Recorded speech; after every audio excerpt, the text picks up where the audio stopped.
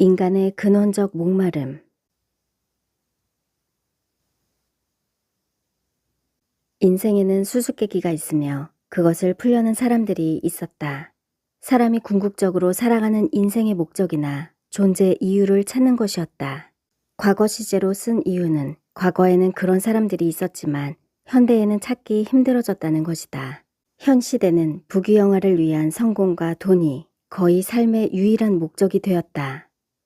철학자는 삶의 의미를 자신이 깨달은 내면의 법칙에 따라 살라고 하지만 그것이 올바른지는 분간하지 못한다. 내면의 법칙이 양심과 진실이라면 그나마 괜찮은 대안이지만 요즘 시대의 사람들이 양심과 진실을 추구하지 않는다. 주류 언론은 진실을 전하거나 공정하지 않으며 거짓과 선전을 일삼고 대중은 그것을 좋아한다. 이 땅의 진리를 지키려는 자들이 없어지고 공의와 정의는 자취를 감추었다. 삶의 의미에 대한 대답은 실존, 의식, 가족, 행복, 재미, 신에 대한 개념, 자유의지, 선과 악, 윤리, 과학, 영혼, 사후세계에 대한 문제와 연결되어 있다. 그나마 세속적인 문학에서 발견되는 가치는 톨스토이가 강조한 도덕과 신앙에 기인한 합리적인 인식이다. 톨스토이는 인생을 선에 대한 욕구로 보았는데 그의 기독교적 신앙에서 나온 것이다. 그러나 이마저도 구시대의 유물이 되었다. 사람의 내면에는 아무리 채워도 채울 수 없는 영혼의 빈 공간이 있다는 말을 한다. 인간의 근원적 목마름이자 삶의 의미에 대한 것이다. 인생은 스스로 자신을 구할 수 없는 한계가 있다. 땅에서 우리는 불멸의 존재가 아니며 나이가 들고 약해지면 주소를 공동묘지로 옮겨야 한다.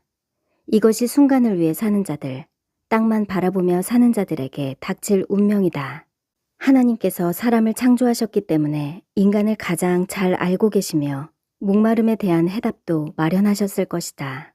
시편 42장은 이에 대한 사유의 결과이며 정답에 속한다.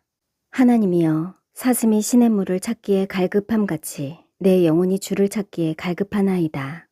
내 영혼이 하나님, 곧 살아계시는 하나님을 갈망하나니 내가 어느 때에 나아가서 하나님의 얼굴을 배울까. 인생의 목표는 하나님의 얼굴을 뵙는 것이며 이 목표를 달성하기 위해 사람은 땅에 있을 때 하나님에 대한 목마름과 갈망을 가져야 한다. 만일 목마름을 느끼지 못한다면 하나님과의 교제로부터 멀리 떨어져 있다는 증거다. 그럼에도 아무런 불편이나 영적 고통을 느끼지 못한다면 죽은 믿음을 가졌다고 보아야 한다. 사도 요한은 그리스도와 연합을 통한 임재를 강조했다. 요한계시록에서 성령과 신부는 이렇게 권면한다. 성령과 신부가 말씀하시기를 오라 하시는도다. 듣는 자도 오라 할 것이요, 목마른 자도 올 것이요, 또 원하는 자는 값없이 생명수를 받으라 하시더라. 여기서 생명수란 두 가지 의미가 있다고 본다. 첫째, 생명수는 천국에서 마시는 생명수의 강이다. 이것은 미래에 일어날 일이다. 둘째는 성령을 상징하는 생수다.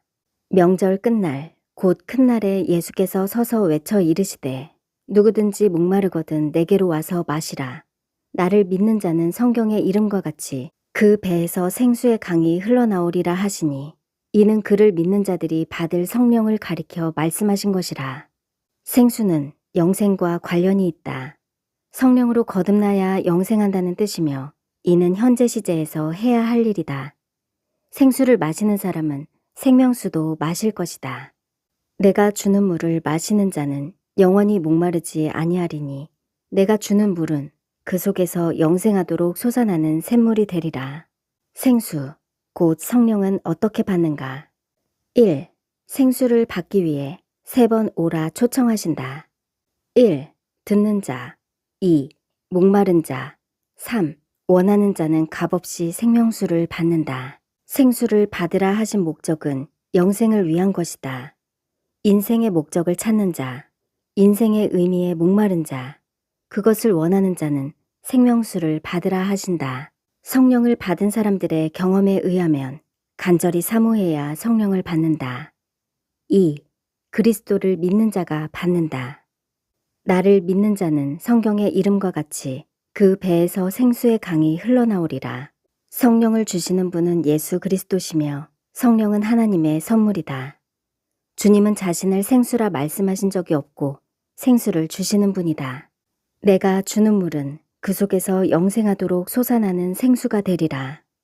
내가 만일 하나님의 선물과 또 내게 물 좀 달라 하는 이가 누구인 줄 알았더라면 내가 그에게 구하였을 것이요 그가 생수를 내게 주었으리라. 3. 힘써 기도로 구하는 자가 성령의 생수를 받는다. 생수를 받은 현장은 오순절에 임하신 모습이다.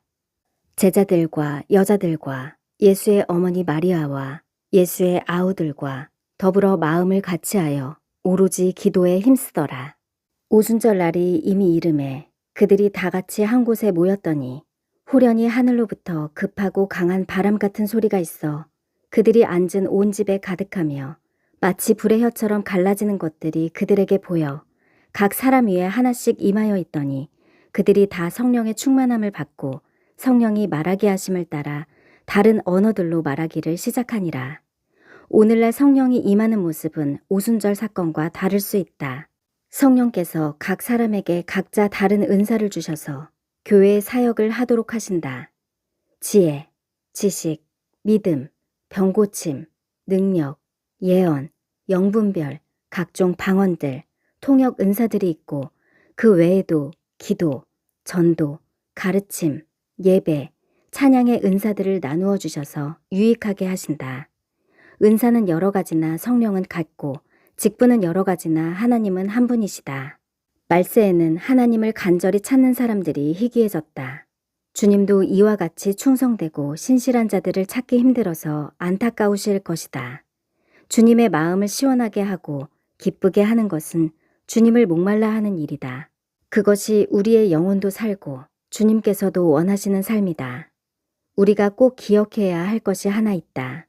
하나님께 죽도록 충성한 자들에게 참으로 넘치는 상급과 신분과 거처를 주실 것이란 사실이다. 아멘.